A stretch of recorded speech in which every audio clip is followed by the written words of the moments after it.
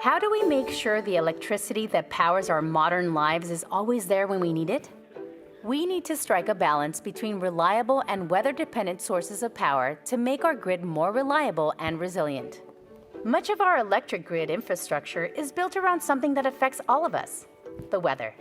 States like North Dakota and Minnesota experience extremely cold winters, while a state like Texas tends to have long and hot summers. Coal and nuclear power plants play a significant energy role in colder areas, while renewables already play a much bigger role in warmer areas.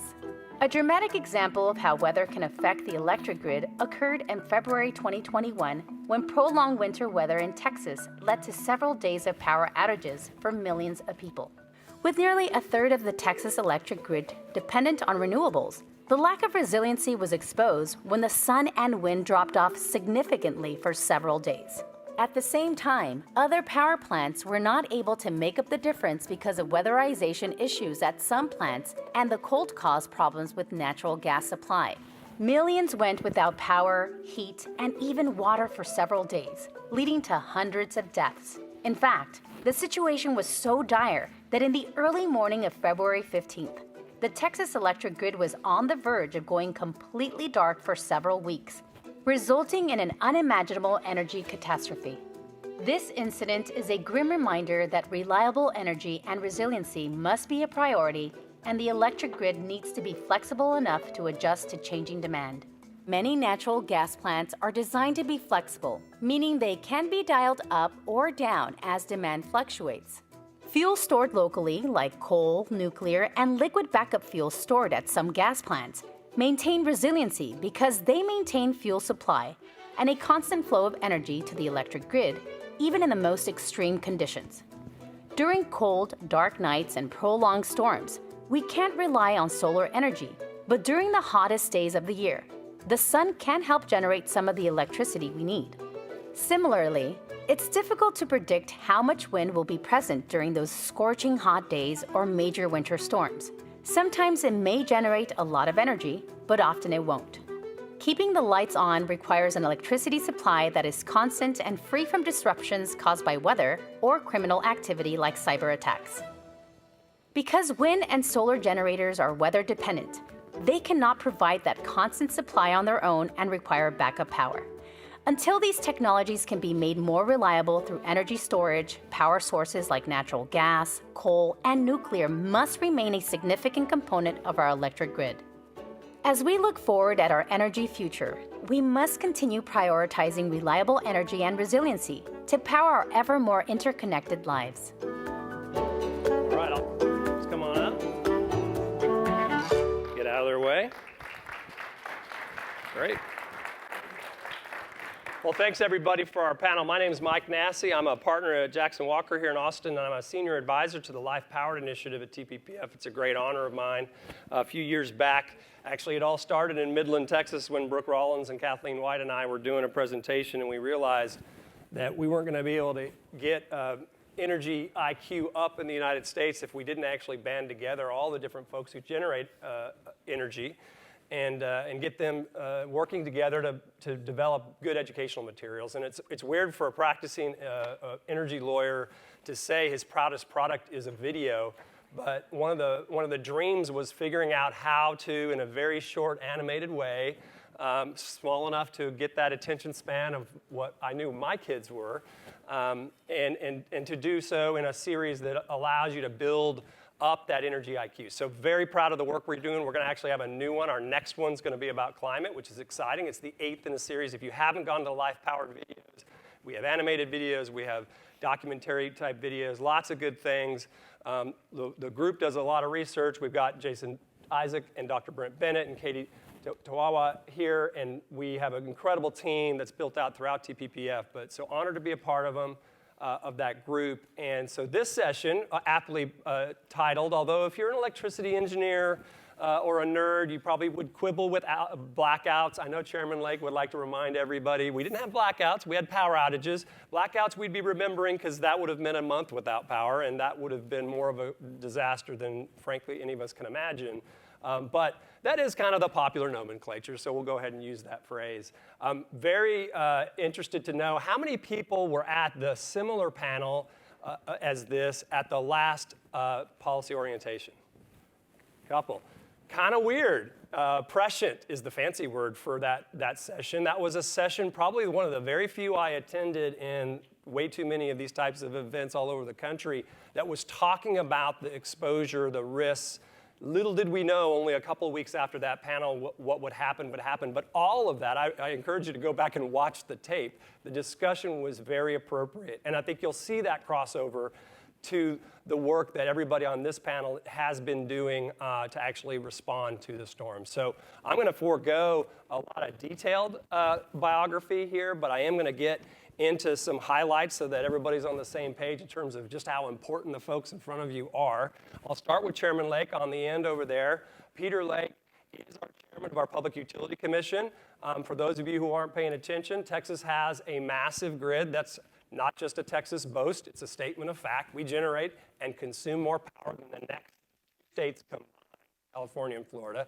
We generate and consume more electricity for industrial manufacturing consumption than the next 4 states combined. We are a whole nother country when it comes to power. We have this very unique Urcot grid, which is 90%. If you know the Federal Energy Regulatory Commission, so no pressure, Chairman. And so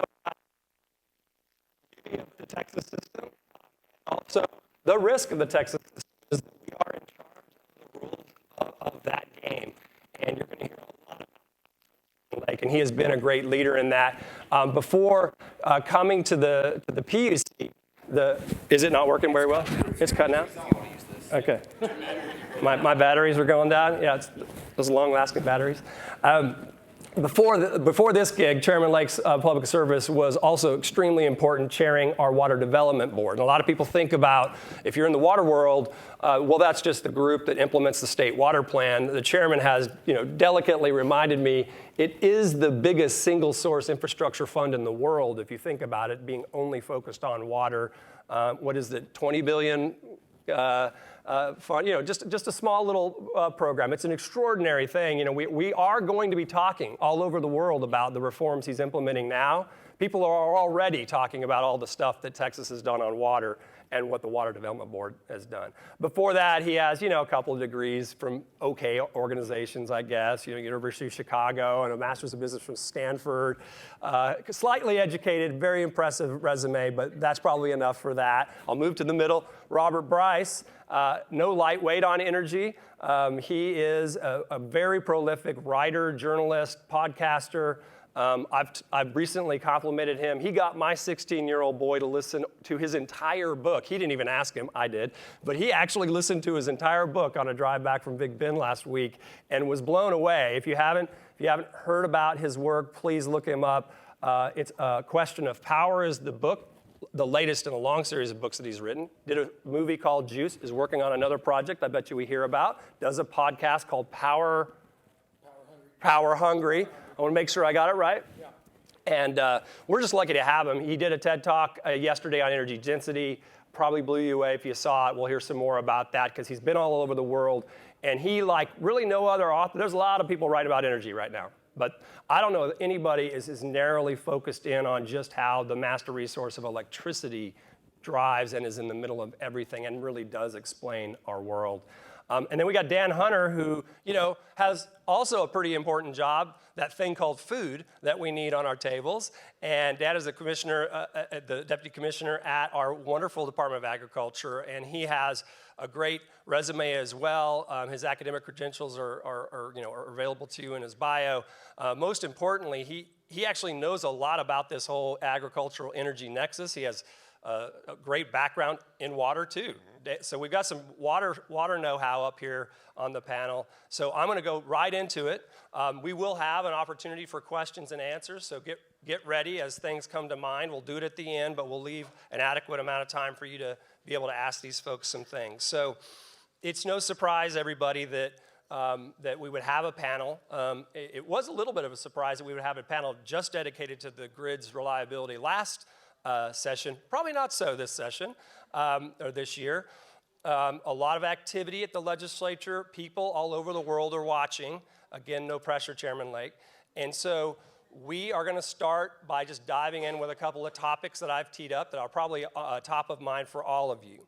And that is, some of you have probably thought for hours and hours, maybe even hundreds of hours, about Winter Storm Uri and the power outages. Some of you maybe not know as much about what happened and what went into it. We're not going to do a forensic analysis in detail about what went wrong. We're going to try to hit on some of those themes because that tells you where we go from here. But I am going to tee up for Chairman Lake, at least to start us, with the discussion of if you were to narrow in on kind of the single biggest lesson learned from the power outages that we experienced in Winter Storm Uri, what would that be?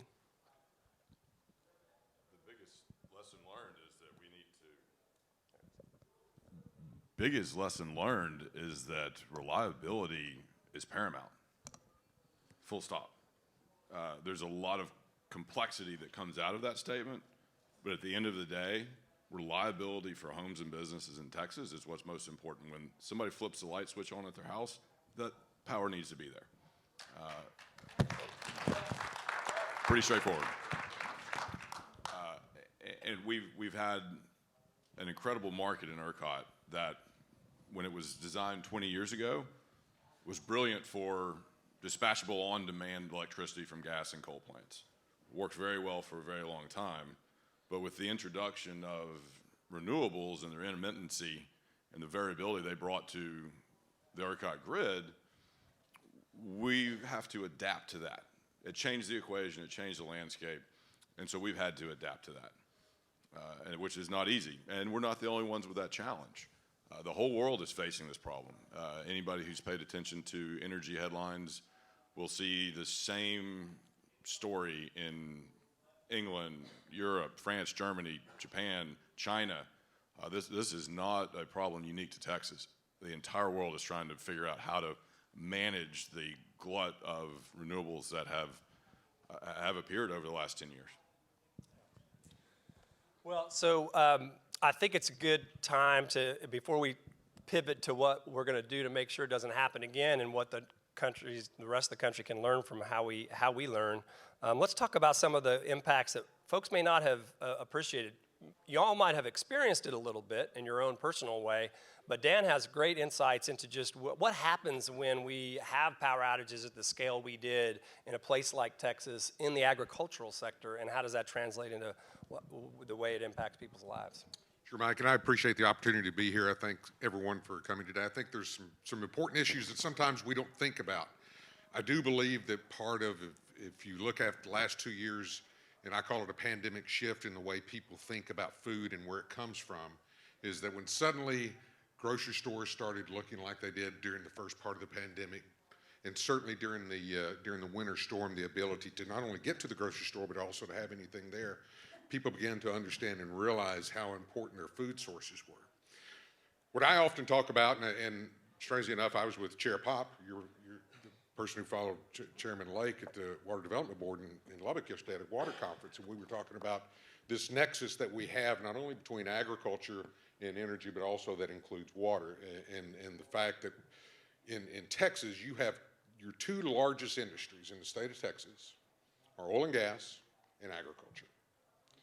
And the reality of all of that is that you can't produce fuel without food, and you can't produce food without fuel.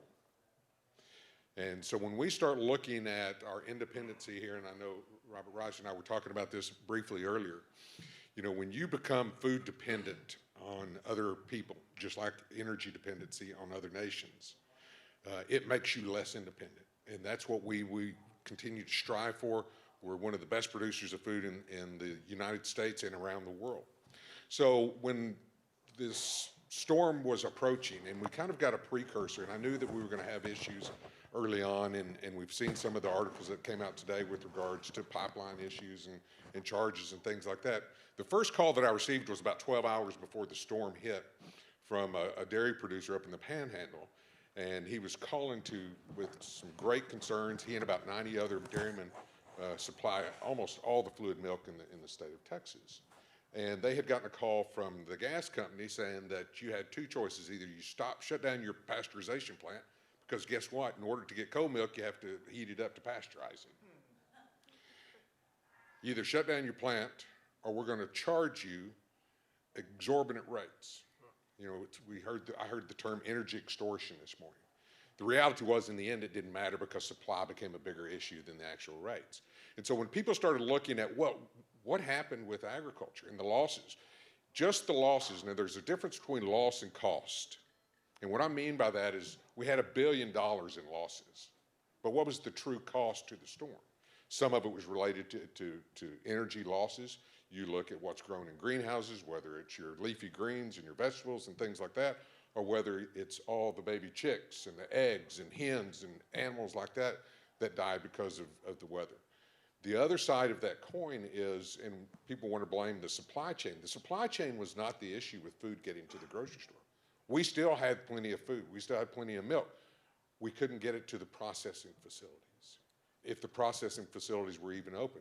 And then the downfall, and I call it the snowball effect, and that's a pun intended here, a snowball effect that took place because of the storm, was that then you had not only the losses, but then you had to recoup and find out how to replace those animals that were killed. You had to find a way to replace that supply chain and restart those plants back up and get those things going. And then when you go down into the valley and places like that where the energy grid wasn't the issue, it was just the fact that they killed all the citrus trees, you know, in certain parts of the area. The whole food nexus related to energy became very a glaring example of some of the challenges that we face here in Texas. And once again, when I look at this and look at the things that we have, you know, it's not just the initial impact, it's the downstream impact, and we're still seeing it today. The replacement of those trees, replacement of those animals. You know, the fact that when a cow does not quit milking just because the power grid goes down. She still has to be milked. And so what did we have to do with that milk? They had to pour it on the ground. Then you've got a whole another group of regulators, right? You got the Environmental Protection Agency and other folks coming out saying, what are you dumping stuff, you know, out for? So, and then what do you do with dead animals? So the snowball effect again of this wasn't just the loss of energy and the temporary interruption of supply. It is a true long-term impact that as we look at, we have to be better prepared for. And Chairman Lake made a comment about on-demand. We have an on-demand food system as well. And that's probably one of the issues that we have to address essentially as well.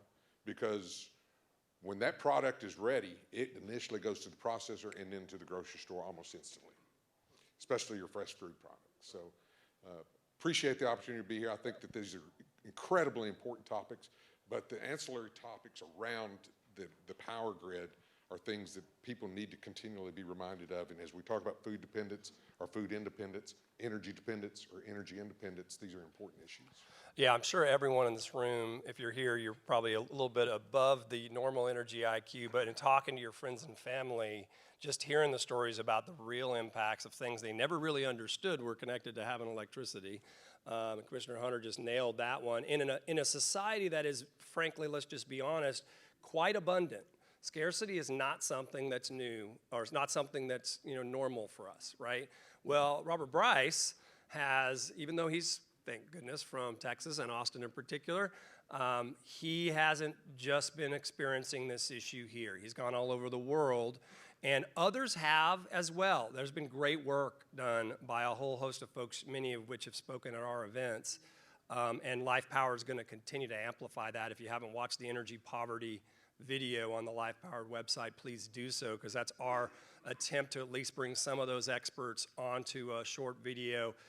Because what we realized when we launched this initiative and trying to see what is it going to take for people to care more about this issue so that they study, so that they can raise their energy IQ, because we can't expect better products coming out of our policymakers if people don't know the questions to ask them when they run for office, right? Or if they just swallow a headline. And so, like TPPF does on a lot of things, we drilled really hard into some baseline polling to understand how bad was it. Newsflash, it's really bad, right? It's getting better. Sadly, the event in Texas had its own little energy IQ boost effect, right? But one of the things I noticed as Jason came on board, he already knew this. I felt it, but we proved it in the data. If you talk to younger folks, people that are certainly younger than me and my children's generation, a little bit older, you know, you could talk to them about geopolitics and you could talk to them about security, and those matter to them, but not nearly as much as that kind of mission-driven empathy of the current younger parts of our country. They're looking for mission. I think you all know that about them. We just have to channel that energy into the right places, right? It's a good ethic, but energy poverty is actually a very good common ground to start reaching people about it. Because I'm not proud to say, I have daughters that go to very liberal universities, okay? Shocking, I know, in the Northeast. And it's kind of fun. It's embarrassing for them. It's kind of fun to go visit them and talk to their friends that are actually majoring in environmental science and energy things. My girls are not, and they shamefully have to hide their head. But they knew what it was about, and they knew what we were getting into. Every single one of those conversations, if I start with either the work that Robert's done or Scott Tinker or many others about the plight of the energy poor, their hatred of fossil fuels or energy-dense fuels really dissipates pretty fast. And so that's something, not just because, oh gosh, we need a PR, effort. We've got to have people listen. So Robert, first of all, thank you for what you're doing, but take Dan's message kind of out globally and explain to those that don't really hear about it a lot, how big a deal is electricity to people who don't have it in the world? A big deal? Would that be? Are you hearing me here? Yeah, there we go. Yeah, it's an enormous issue all around the world. To put it into perspective for you, so if I were a better marketer, I'd have a copy of my book with me here. It's over in my bag. But in Juice, How Electricity Explains the World, my new documentary, we went to India, Iceland, Lebanon, Puerto Rico, Colorado, New York, and looked at the world through the lens of electricity. And what did we find? And I didn't think about this until later, and I wrote a piece about it in Forbes just a few weeks ago, the iron law of electricity, which is that people, businesses, and countries will do whatever they have to do to get the electricity they need. Is climate change a concern? Yes. And in Puerto Rico, interviewing people in rural Puerto Rico, and as people who had been without power for 6 months or more, I said, do you care about climate change? They said, well, sure. Would you like to have solar panels? They said, sure, but we can't afford them. So what were they doing? They were running a small generator. What did we see in Beirut? People paying the generator mafia, who are the local mafia. Because the local grid is so unreliable, they will pay effectively they do pay two electricity bills. One, to Électricité du Liban, which is now completely bankrupt. Lebanon is a complete basket case now, but it wasn't as bad when we were there 4 years ago, or 5 years ago. But they pay one bill to the grid operator and another bill to the grid to the generator mafia, because they can't rely on the grid. And this follows directly on Mr. Lake's point here about reliability. If the power grid is not reliable, it's not affordable. Reliability and affordability go directly hand in hand. And what do we see now here in the United States? Soaring sales of Generac standby generators. By the way, how many of you have a standby generator? And that's my next question. Now, how many of you are planning to get one? Yes. Same story. And so what are you doing? Whatever that money that you're going to spend on that Generac is money that you're not going to spend on your child's education or a new washing machine or something that would be a better use of that capital, frankly. So what I've seen myself, and just a couple of quick statistics. Today, around the world, using World Bank data, there are more than 3 billion people who use less electricity today around the world than is used by an average American kitchen refrigerator. The electricity poverty around the world is gobsmacking, and I've seen it myself in India, where the iron law of electricity, people will steal it if they have to. But when you think about that in the macro terms, we use, here in the US, 12,000, 13,000 kilowatt hours per capita. Globally, the average is around 4,000, but there are 3 billion people around the world who use less than 1,000 kilowatt hours, live in places where average consumption is less than 1,000 kilowatt hours per capita per year. So I'll make one other quick point, which is that the fragilization of the American electric grid and the fragilization of the Urcot grid is due in large part, and not solely, but to the retirement of coal plants and baseload plants It's happening in Europe as well, the early and premature shuttering of coal and nuclear plants, and over-reliance on pro-natural gas, over-reliance on just-in-time gas, and this massive influx of renewables, which is very difficult to manage. And I'll set the table for I hope we get to this, because in the queue for Urcot now, 35,000 megawatts, 35 gigawatts of solar and wind. There's effectively no new thermal generation being added to the Urcot grid. This is an enormous problem, and it's going to make the grid in Texas more fragile.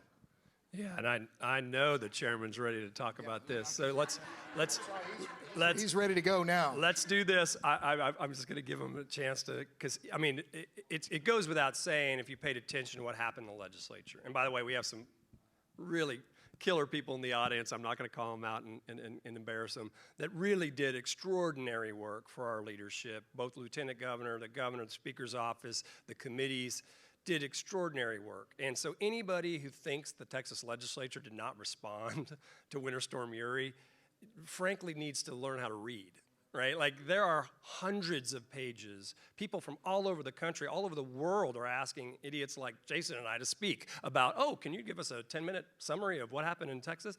No. But Chairman Lake's going to implement it all in, a couple of years, and he's already done an extraordinary amount. But before we go there, I just want to amplify, because this is going to be a priority of Life Powered. Robert touched upon this issue of energy poverty, and I mean, the statistic he used, that has real life impacts, okay? In the video we have, probably the most compelling thing about that video is Dr. Frank Clemente from Penn State, who spent his entire career working on this and is frankly a rock star at Penn State and beyond. His most depressing statistic is something that's frankly not debated. When you deprive a society of electricity, so let's just take Africa, where 3 United States don't have electricity, okay? People live 20 years shorter. Their children die at a rate of 8 to 10 times. They are not educated, and in particularly females have very little chance and opportunity because they spend all their time doing things that we have electricity for, pumping and cleaning water, getting meals ready. So I didn't want to lose the magnitude of that, because as human citizens on this earth, that is the biggest travesty that's going on in the world. And why does that matter in America? Well, here's why. The United States used to be the Marshall Plan for the world in energy, right? Did you know that the executive order that the president signed right after he was inaugurated explicitly forbade the United States from being involved in financing African energy projects if they involve fossil fuels? That is the official policy of the United States of America. It was the official policy 2 administrations ago. It was one of the first things that the prior administration reversed. And just as an American, and as coming from a family with people that served overseas and implemented the Marshall Plan, I am embarrassed, and we have got to all rise up. I know the vast majority of Democrats, at least that I interact with, would condemn that policy. So we got to find that common ground in that education. So thank you, Robert, for being one of those folks that's putting a bright light on that. But we still have some stuff to do at home, because if Texan's going to be that beacon for the world, we've got to figure out a way to absorb this extraordinary influx of intermittent energy and the realities of what's been going on in the marketplace. And so, Chairman Lake, you could talk for 3 hours and not even touch the tip of the iceberg, but please give us kind of a frame set of the kinds of things the legislature has instructed and what you are actually implementing right now.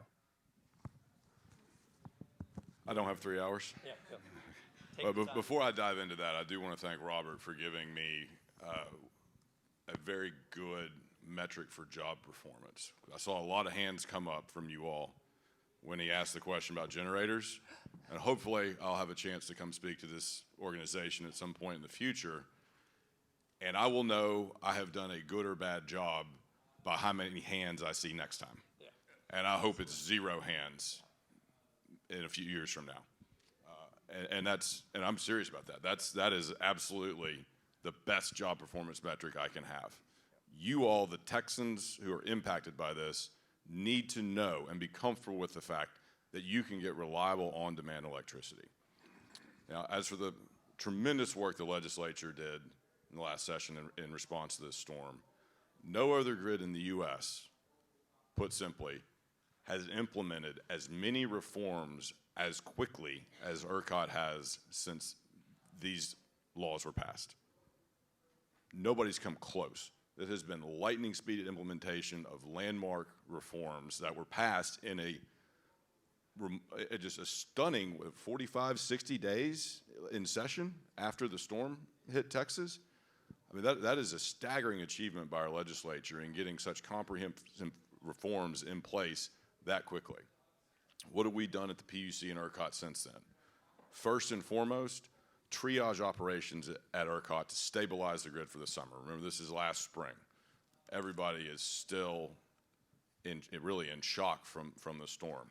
We stabilized the grid for the summer. We know it's going to be hot in Texas. We took immediate action to bring on additional reserves, build a margin of safety so we know that going into the summer we have additional reserves we can call on. More ancillary services. We increased ancillary services is the technical term, but essentially just paying generators to be on standby, ready to go across a variety of generator types, essentially.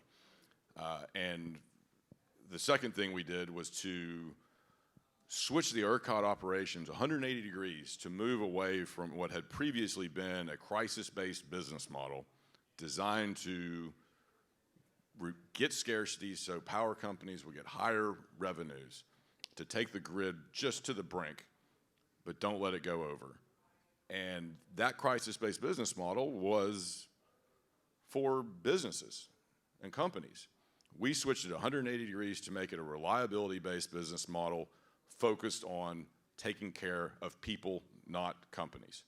We did that by directing the Urcot control room to, instead of waiting until the last minute to bring on extra power supply, not only don't you wait till the last minute, but even if you see just a hint of trouble on the horizon, you start turning on more generators sooner to make sure that we have double, triple backup power supply whenever we even think there might be a hint of a trouble. So those were fundamental, comprehensive reforms in Urcot operations, first off, and they've made a tremendous difference. The second element of what we did, we're starting with the winterization and hardening of our generation infrastructure. And Senate Bill 3, that was directed. That was the first time in Texas history, in Urcot history, that's been required. And we very quickly got new rules in place at the PUC, and those to require our generators meet and exceed federal standards so that we know that this winter our grid is ready, our infrastructure is hardened, and we're fortified for whatever this winter throws at us. Those regulations were in place, and generators were required to be winterized by December 1st, 2021, last year. Anybody that wasn't winterized, didn't show up and file the proper paperwork, was fine. We've already levied almost $8 million worth of fines. So we are intensely focused on this and absolutely serious about these findings. The legislature gave us additional authority to fine up to $1 million per day per incident. And believe me, the commission intends to use every bit of that authority to make sure our generators and our grid is secure, resilient, and reliable. The final element I'll talk about is the market reforms, market redesign. The legislature instructed us to ensure reliability in the Urcot grid. Very simple, but very complex at the same time. So at the PUC, we undertook a multi-month process that included thousands of pages of stakeholder input, multiple work sessions where we had the entire commission, stakeholders, and the general public in to talk about what works, what doesn't work, what do we need to do to change it. We incorporated and digested all this information over many months, many experts, and a lot of comments just from the general public, citizens, concerned citizens writing in and saying, and telling us what they've experienced, what we need to do different. And at the end of the day, in December, the commission adopted a package of reforms that, like I said earlier, focuses on reliability first. Everything is secondary to reliability. And to give you a sense of the problem we're solving, I know Winter Storm Uri is the headline that everybody focuses on, but once we pulled the curtain back and looked at what we really had, we realized that we have two challenges. The first is extreme weather, storms like Uri, really hot summers, et cetera. We've got to solve that problem. We've done that largely with our winterization efforts and the improved operations at Urcot. But we also realized we had a secondary challenge that was just as important as the first challenge and probably harder to solve, what I call the blue sky problem. On a beautiful 75-degree day, beautiful blue sky in Texas, nothing amiss, we can have scarily tight grid conditions. You saw that in April when Urcot issued a conservation notice. You saw it again in mid-June when Urcot issued a conservation notice to the 25 million Texans in Urcot on what otherwise were perfectly lovely days. Why does that happen? And there are, as always, a variety of factors, but largely that's caused by the intermittency of renewables.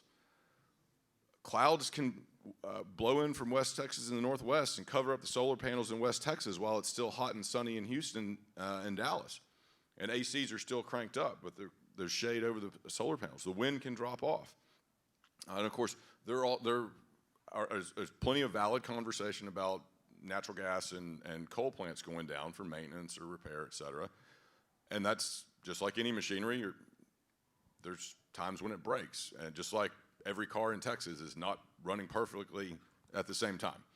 And we've taken steps to enhance transparency to see who's down for maintenance, how often, et cetera. But the key difference is that the correlation of outages for generators that provide dispatchable on-demand electricity is pretty low. We never have every gas generator in Texas go out. We've never had every single nuclear generator in Texas go out, or every single coal plant go out. But we lose 100% of the solar generation every night when the sun sets. The correlation of outages on renewables is 100%. We can lose 100% of wind generation in Texas. When the wind doesn't blow, it doesn't blow everywhere, right? It's not kind of each corner of the room. And so that's an incredibly important principle to remember. And that is a really hard challenge to resolve. We have tackled that largely by adopting what's called, we call a reliability requirement. So that for the first time ever, this is one of the big reforms we adopted in December. For the first time ever, the companies that send you a bill each month to pay for electricity will now be required to ensure that the electricity they send you and you pay them for is reliable. That's never been required before. It doesn't make any sense to me either. But that's hugely important. That is hugely important. And from the Commission's perspective, we're not particularly concerned where those electrons come from, but they better be on demand, and when the Urcot control room turns the switch and says, we need that power, it better be ready to go. Can I jump in, Michael? Yeah, I heard something, Chairman, you said something about ancillary services. It's not in my head. What I've heard you say is Texas now has a capacity market? Oh, that's a tricky word, Robert. Yeah, I'm just asking. You said that one of the big changes was the increase in ancillary services and an increase in standby generation or available generation. We increased the existing suite of ancillary services. Some of that's for regulation of frequency, some of that is for quick response in case of unit trip, and some of that is for times of scarcity, where we just don't have enough and we need it within 4 seconds, we need it within 10 minutes, we need it within 30 minutes. But we're a long way away from the Northeast style. We're gonna, which I'll call cash for clunkers. We're just gonna pay a bunch of old jalopies to sit there, and we're gonna pay them as much as they need to stay in business, whether we use them or not. And that's decided by the central regulatory administrative authority that runs the grid. The RTO in that area. But right, ancillary, not the market. Ancillary services aren't necessarily delivering watt hours, or watts, they're delivering frequency control, is just right. So for, yeah. Yes. Yeah, and I think when people have asked to explain, how does the Texas reform that the chairman just described translate into other markets? Yeah, a lot of people would see it as, well, maybe it's more of a targeted seasonal performance-based capacity market. You know what? People like to put labels on things. Texas is going to do this in a way that is appropriate for the Texas conditions. But what he's getting at is we have got to have a better valuation of reliability, which if you're an electricity geek means thermal dispatchable energy has to have a better price signal because we're not getting enough of it built and we're retiring too much of it too early. So that's nuclear, that's gas, that's coal. So what the chairman's working through is we got to do this like Texas. We don't want to just on a big multi-year basis say cash for clunkers, I'm going to go pay for something. He's got to figure out a very high efficiency, kind of targeted program, and that's what you're heading toward. Absolutely. For the first time, generators will be rewarded for reliability, not just affordability. That's a fundamental change that will make a crucial difference in our grid. And importantly, we're not the ones, the government is not the one making the decision on which generator is best for this moment in time. We're letting the marketplace do that. And we're doing that so that whatever technology, whatever more efficient gas generator, whatever the next technology is available, we, the bureaucracy, the administration, the government, is not making that decision. The marketplace is, and the competition in that marketplace is what will continue to drive prices over the long term down for consumers. We always want those retail companies competing for your business so that they can always compete on price to deliver you all the lowest possible price for power. Yeah, and I'll get you to Dana in the Q&A period, but I want to give Commissioner Hunter, he's been very patient kind of watching this debate. I will have a lot more to talk about in terms of that magic sauce of how do you send that price signal but have it be efficient, and how do you deal with the influx of intermittent energy without necessarily just allowing it to continue to pile on. These are big issues, and we're definitely going to address those. But before we go there, I also want to just talk about what does the agricultural community expect of its government in terms of learning from Uri and going from here. So a couple of things, and to kind of highlight some of the issues that we face, as far as production agriculture is concerned, as well as what most people don't realize is that 1 out of every 7 jobs in the state of Texas is related to agriculture. It doesn't matter whether it's a truck driver who's driving food or someone who's in a grocery store or someone who's cutting, the butcher shop or whatever. So those things are important. The other thing that the challenges that we face are very similar, not only in our water issues, in our electrical issues, but in our food issues. If you look at what's going on here in the state of Texas, and I know everyone in this room is vastly aware of this, last year we had 580,000 new citizens in the state of Texas. The 5 years previous to that, we averaged over 500,000 people every year new to the state of Texas. We have 2.5 million more people that are drinking water, eating food, and consuming energy. 3 things that are critically important. And so when we look and say, what does the government expect? So I had a good friend one time said, the people expect us to be there in times of crisis. And that's what I think that we have to gear towards, is that we be prepared but not overregulate and put people at a burden. That's what we see in California. That's what you see in other places. That's the reason that why when we have 2.5 million more people, most of them came from California, or a lot of them did. There's a reason that Elon Musk puts his plants down in Texas. So many different reasons that we look at when we say, what does the government do? The government provides you the atmosphere to be able to operate not only in times of regularity, but also the times of crisis. And to make sure that, when you do go to the grocery store, that you do have a supply there that's available to you, to understand how that food gets there, to understand how it's produced. But once again, as the cost of fuel goes up, the reason you're seeing production agriculture in places like California, New York, and things like that, the production of agriculture is going down in those states. We're one of 2 states over the last 2 years that's continued to increase our exports. It's because we can grow food at an efficient and effective and cost-efficient rate. Their energy prices are high, their food production costs are high. And so when we look at this, we have to look towards an environment that says, how do we keep our energy prices low? How do we make sure that we're providing an opportunity to make sure that the availability of water there, and then at the last point to make sure that that third peg of that stool is there, and that is that you don't produce any of those things without agriculture and food. Right, and I think that I'll throw out a little bit of an advertisement for some of the work that Life Powered has done, and I know Chairman Lake is prepared to talk about kind of how this fits into the overall plan. At this session 12 months ago, Phil Wilson was up here, LCRA's general manager, as was Chairman Lake's predecessor and Senator Hancock and I. And Dr. Brett Bennett from Life Powered has been working hard since October before that event, so well over a year and a half, trying to crack this nut of, we have a federal production tax credit, let's just take wind, of $23 a megawatt hour. It comes flowing to the Texas market. We can't do anything about it. At some level, as a taxpayer, like, I'm glad some of it's coming to us. But trust me, it is causing destructive, erosive of economics. And it is a big part of the problem we're facing, and Chairman Lake knows that.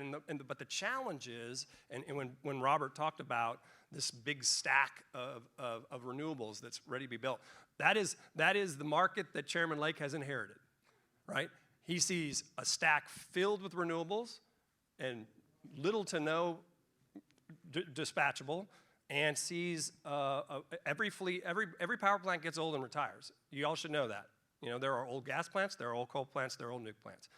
They have lives. We hope that they fill their useful life. What we've seen is premature retirement of a massive component of that fleet. Sure, coal, but also gas. I mean, we retired perfectly good baseload gas in this market because of that destructive economic dynamic.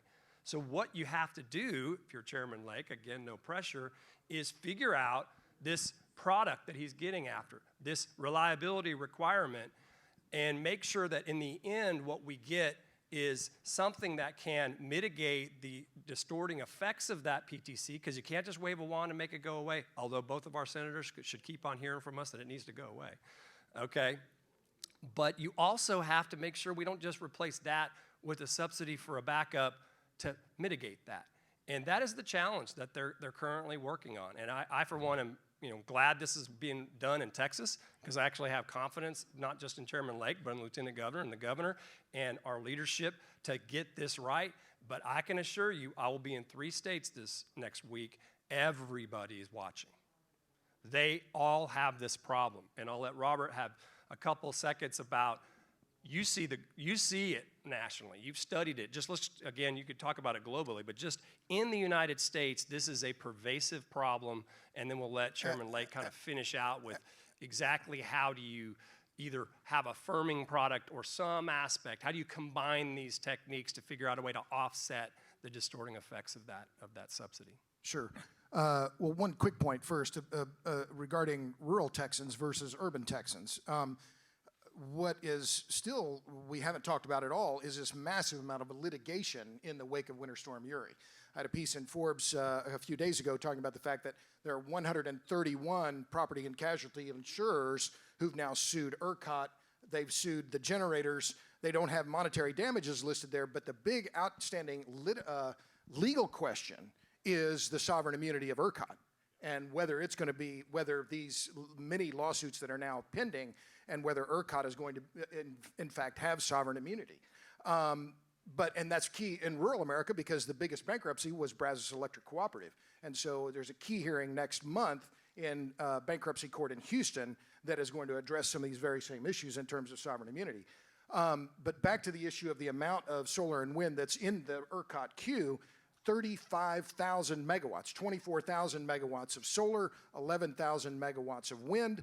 By the end of next year, we will have more solar and wind capacity in Texas than we have gas capacity. So the existing thermal generators, the economic viability of the thermal generators is going to be undermined by this massive influx of solar and wind, because they are underpricing because of the production tax credit and investment tax credit.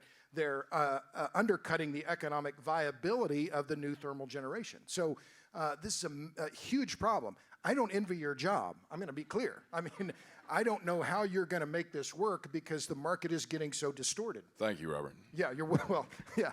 But just one quick other last comparison, then I'll shut up. The amount of solar alone that is being added in Texas is nearly equal to the amount of existing solar in California. And what's happening in California, massive build out of standby generators. Yeah, and every session I always make sure I get a great pop culture reference. The chairman called me out on mine in our kind of preparatory discussions. I call it the Californification of the U.S. grid. I mean, the federal administration's made it very clear. Their view of the world is to make the U.S. California. The chairman knows how broken that is. Texas has this opportunity to actually figure out that magic sauce of how do you mitigate against that PTC. Hope it goes away, but still have to plan for the fact that it's there. So you've got more than a minute. The Q&A is going to come in, but this is the most important thing you're going to hear today. No pressure. No kidding. You mentioned the Californication, Texas, and I'm sure Robert has the most up-to-date numbers on this, but I don't think California even gets their power from California. That's right. At peak, they're a massive importer of both natural gas and coal. They don't ever talk about it. And hydro from the Northwest. So, as part of the reforms we've adopted, we're focusing on both the reliability requirement, which means the economics will go to generators that are reliable. And I'm certainly happy to take the discount power from windmills and solar panels. Like Mike said, that's in many ways just Texans getting the tax dollars that we sent to DC back. Happy to take those. But the economics have to go to generators that are reliable. So we know at the end of the day that regardless of whether or not the wind's blowing or the sun's shining, that the total amount of power demand in Texas can be matched at any point in time by an equivalent amount of on-demand dispatchable electricity. It's that simple. Full stop. We have to know that we have dispatchable on-demand electricity for the full amount of power that we need at any given point in time. And of course, that changes over seasons, that changes over weather conditions, and that changes over time. And something important to note along those lines is you mentioned all the solar that's coming into Texas. In the summer, it works pretty well because it's usually hottest in the middle of the afternoon, 4 or 5 o'clock, 6 o'clock, when the sun is shining. Sure, happy to have that. But in the winter, our peak demand is in the mornings when it's still cold from the nighttime and people are waking up and turning on their lives. And the other peak is at night when people get home from work and the temperatures start to drop and the heat requirements turn up. So in the summer, you've got one peak in the afternoon, sun shining. In the winter, you've got 2 peak demand periods where there's no sunshine because the days are shorter. And so when times of the highest demand, so we got plenty of solar during the day in January and February, but at the times when the Urcot grid needs it the most, in the mornings when you wake up and the evenings as the temperature drops and you get home from work, we have 0 solar. It's dark. There's 100% correlation between every solar panel in Texas when it's dark. They're all out. And it provides no reliability to Texas. And so that's why we're building this reliability requirement. And if you want your solar panel to contribute to the grid, get a battery. We'll pay you for that too. But it has to be on demand. And the second part of that, looking at the winter, is that we're also building what we call a firm fuel product. In the past, generators never could recover the cost for backup fuel or having a generator that could use two fuels, like gas and diesel or fuel oil. And so they never had any reason to have backup fuel. One of the important changes we adopted in December now ensures that generators can be compensated for that backup fuel, so we know that they'll have access to gas. We know that they'll have access to fuel oil or the diesel they need to keep running during our harshest winter months.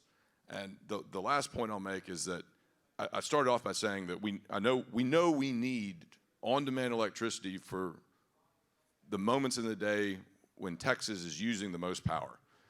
And to give you a sense of the scale and challenge of that, what was your wind number, like 28,000? 11,000 megawatts of new wind. And Sure. 4,000 So megawatts of new solar. when y'all saw the conservation notice last June that went out on an otherwise normal summer day, At the time, we had about 28,000 megawatts of wind installed in Texas. When I was walking over to the Capitol to explain to the leadership exactly why we were issuing a conservation notice to 25 million Texas, I turned to our interim CEO of Urcot, Brad Jones, who's doing a fantastic job, and asked him to call the control room right now.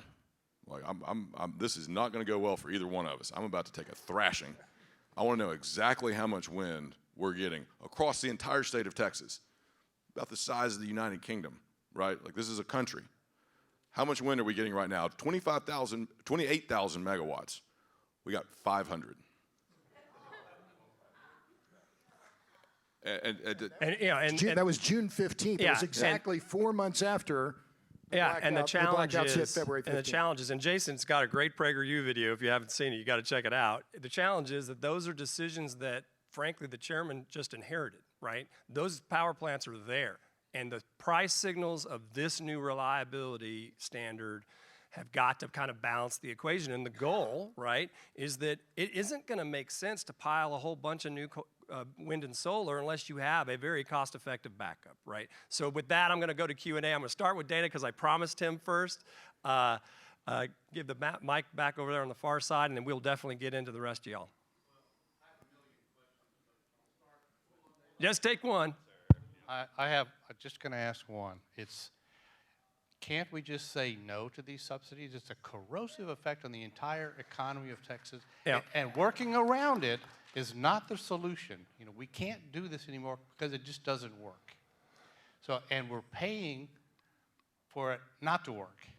And I know it's a federal subsidy, but we said no to Medicare. Let's just say no to that. Yeah, Can we pass legislation like that? It's a great question. I'm not protecting any of these guys. They don't need my protection, but I'm a lawyer, so I'm going to go ahead and give you an answer. Well, it works differently. Well, I've been a long-term critic of PUC and their policies in the state, and I'm on a committee. I'm not getting thanked for it, but in San Antonio, that they've got terrible policy, terrible management, and it's been allowed because they're into PUC grid, and you should find a way to, not allow bad actors like the city of San Antonio, like Georgetown, because they're all connected together. You shouldn't let this bad apple do the bad stuff, and to find a way around that. Yeah, just so everybody's clear, the difference between taking Medicaid money, which is straight up appropriation, and something that's hardwired into the equity investment that builds these power plants is there's no stopping the fact that those tax equity investors that built that power plant, which they get to do, okay, are going to get paid to generate electricity as cheaply as they can, and they'll even bid that electricity negative. That's bad federal policy. It's amazing how many people agree with that, and yet not enough people vote against it.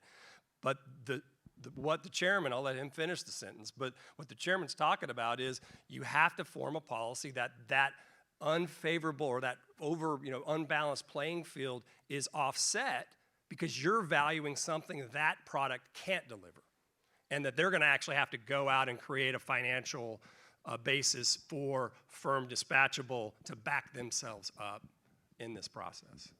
As you know, we can't do anything about the federal law around the subsidies, and those subsidies that result in the pricing that Mike's talking about. I'll leave that up to our federal representatives in Congress. My plate's pretty full right now. The net effect of that on the market is prices printing daily in different parts of the state of negative $20, negative $30, which means those federal tax credits are so substantial that windmill or solar farm is paying you $25 to take their power because they get that tax credit. So it's an incredible effect on the market. State law requires us to connect all energy sources that come to the grid, so we've got to connect them. As Robert touched on this a minute ago about the voltage support, there are circumstances where, because these are inverter-based resources. They don't have rotating spinning mass that puts the heartbeat, the frequency, the voltage into the grid. They are becoming so prevalent in our marketplace that at certain points, Urcot will curtail them because we have to have a minimum of rotating mass, spinning generators. So we do curtail them in the event that grid stability and reliability is at risk.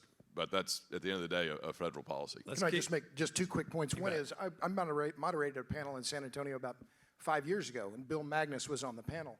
And we talked about this issue of asynchronous generation. And I asked him about all the solar and wind that's coming into the Texas grid. And I said, well, what do you think about that? And the issue of asynchronous generation, he said, at a certain point, I just want a big spinning piece of steel. Second point, and really quickly, the Build Back Better Act, the investment tax credit and the production tax credit built into that were 5-year extensions at the full cost. The Democrats are in, I'm not a Democrat, I'm not a Republican, I'm disgusted. But the Democrats are in the bag for the solar and wind business. It's just a fact. And there's a lot of money and a lot of momentum behind these tax credits, and the companies that are getting them, NextEra, Invenergy, they're very powerful in Washington. Right up here. We get to reward our front row guys, and then we'll come here. So why can't the state pass a law that prohibits us having to connect unreliable energy to the grid unless that same company provides the same amount of backup reliable energy that we buy from them? I don't write the state laws, I just follow them. I'm the guy that implements them. That's up to the legislature and the governor. They could do that. They could do that in Urcot. Right up here, and then we'll go to the second row. Hello, yeah. Hey, I'm Vince Puente, Fort Worth, Texas, small business owner. And first of all, Chairman, I want to know that I have faith in you. I don't have a generator. I'm not going to buy a generator. But if I don't get electricity, I'm calling you. And my real question was about the windmills. I am so ashamed that I believe Texas is #1 for windmills, and it's just so irrational. But my real question goes to, I was so glad to see nuclear mentioned on the video. No one talks about nuclear. We've got Comanche Peak Nuclear Power Plant. It runs great. It does a fantastic job as far as I know. And I know it's a lot of money, a long time to build a nuclear plant, but can't we do something and start talking about that now so that my children's children will have more power? Yeah.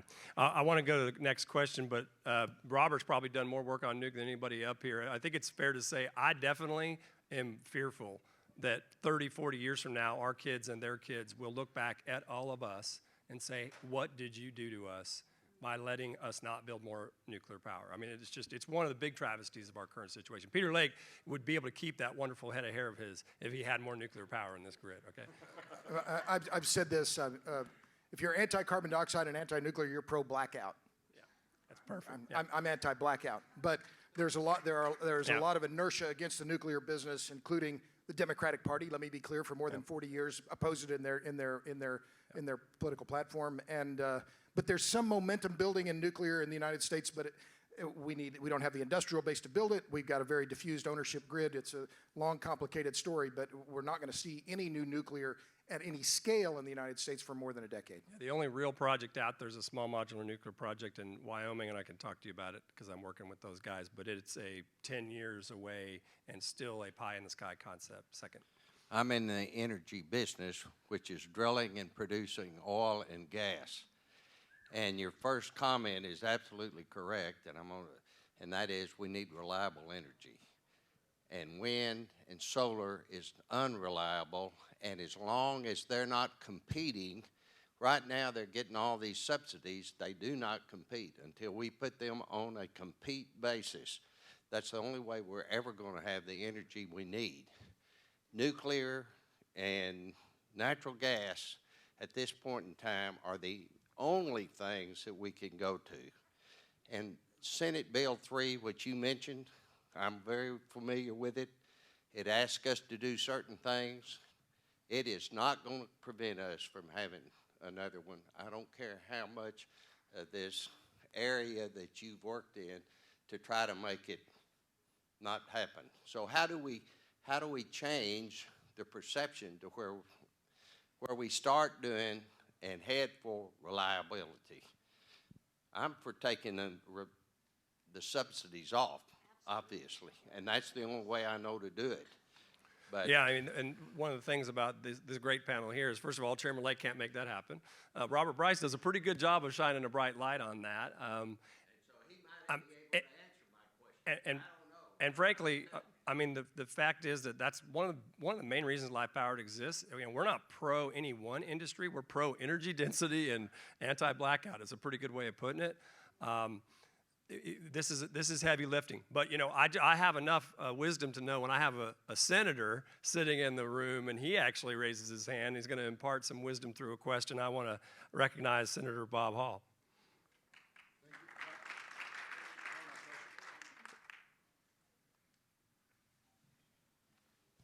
Very good panel you got here, except we got an element missing from it. It's kind of like having a revenue conversation without having the comptroller involved. I think Urcot should have been a part of this since they actually have a big hand in it. And appreciate what you said about thinking the legislature can do a lot of stuff. Well, we saw what we couldn't do. You know, we were not able to fix the overpricing problem where 32 hours the people are paid way over, and we could fix that where they wouldn't be paying for it for several generations out there. But one of my concerns I have about edicts from the government and fines is that just raises prices on the people that pay for it. I mean, it's just like businesses don't pay taxes. The people who buy their product pays it. So we fine them, and then they're going to pay more for it. And all I'm hearing, the solutions tend to be, and I know there's a whole lot more than being talked about here, but the issue of trying to increase our capacity without increasing price is what I'm concerned the direction we're going in. But the question I'm trying to get to here is on the issue of the renewables, that you have the power now to, when a power company bids on the power and they can't deliver, they have to pay for somebody else to deliver it. Is that in the thermal side? If they have committed in the day-ahead market to provide power, they've got to go, whether it's thermal or wind or solar, they've got to go get it somewhere else. Is that requirement on solar and wind now? Yes, sir. I understand. My understanding it is not. In the day-ahead market, yes. If you've committed to deliver power at a certain hour, no matter who you are, you've got to go get it. What the nuance is both in day-ahead market and ancillary. The services are reserves. The wind and solar don't bid into those because they don't know if they're going to be there. And so we're relying on thermals, to your point. The only people we can count on are the thermals, and so when they have a mechanical problem or something trips, there's a penalty on them because they've got to go buy the power in real time. So yes, that's okay, implicit. but we have a structure there that really indirectly accommodates the unreliability of the wind when the wind blowing, the sun isn't shining. So why could we look at bidding on power in blocks so that solar has to bid through those periods, and then we level the playing field where they have to provide the other power when the thermal isn't provided. Level the cost of doing business playing field. That's one of the big problems we have. It's not so much the subsidies coming from the federal government that we can't do it, but we've got control here in Texas of what we use and when we use it. That's why we got the PUC for the rulemaking process. Look at leveling that cost of doing business playing field to at least bring it back to closer to normal. It's an incredibly important point, Senator, and that's why on one of the new ancillary services products that was already in process, but is a quick reaction because y'all heard me mention we got 8 or 10,000 megawatts of solar now. That'll be 30,000 in a few years, like Robert said. This is another reserve product designed to come on very, very quickly, like a quick response generator. And those are kind of your Ferrari generators, really, really high-end machinery. And that's going to be a new cost on the Urcot customer base because it's built specifically for when the sun sets. And you've got 30,000 megawatts that go to zero. as soon as the sun sets, you've got to have a new 30,000 megawatts that replace that very, very quickly. And so one of the other changes we adopted in December is to assign that cost, I think most of my commissioners agree, to assign the cost for those Ferraris that you've got to get from 0 to 60 in 2.2 seconds. That cost will be assigned to only solar and wind. Okay, but I think that's a good move. And the reason he can do that, Senator, is because the work you guys did get done, and of course the House took a lot of stuff out, but one of the things that did survive is that cost causation principle in Senate Bill 3, which gives him the power to do just that. And you know, what I can tell you, Dr. Bennett and I and others at Life Powered, and Chairman Lake hears from us a lot, are constantly pressing for that to be a bigger part of the solution. And remember, the renewable energy industry hates this idea. Oh, yeah. And April 6th of last year, Who if memory cares? serves, the Partnership for Renewable Energy Finance sent a letter to the governor, the lieutenant governor, and the speaker saying, do not make us, oh no, and it was signed by Goldman Sachs, Google, Amazon, some of the biggest Wall Street banks saying, no, we don't want that requirement. Okay, I'm going to give back just a little bit of my closing time to the back over here on the right. If you can get Mike back there. As you can see, there's a lot to unpack. We're not going to hit it all. Certainly, a few of us will be around. You can ask us questions afterwards. And be active with Life Powered, because we got a lot of discussion and we're actively involved in all of this. Yeah, I just want to say I've really appreciated the whole thing. My name's Mark Ramsey. God willing, I'm going to be one of Texas's new congressional representatives after November, so let's talk. Nice. I like to hear that. Well, thank you, everybody. So, first of all, apologies if we didn't get you on the questions. We're really vigilant here. TPPF runs a tight ship. They don't let me go past the time. I just want everybody to know that this reliability requirement that the chairman's referring to really does have the possibility of doing much of what Senator Hall's talking about. The devil is in the details, and it's a stakeholder process, so stay plugged in. If Chairman Lake doesn't hear from us with really good economic and technical data to support a policy, he can't adopt it. So he's going to continue to hear from us, perhaps even more than he'd like. But the Senate did pass a bill, and the House passed enough of that bill to get us to the next level.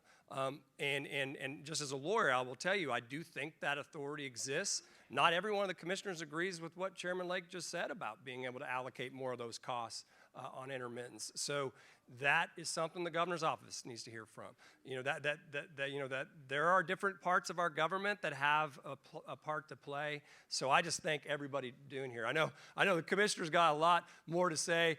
We packed this thing filled with heavyweights, so not everybody got a chance to talk. So if you have questions about agriculture, please talk to the commissioner, because he's got plenty to say on those topics. But thank you, each of you, for all the work you're doing, for your service, and for your bright light. And thank you all for your interest in this topic, and we're adjourned.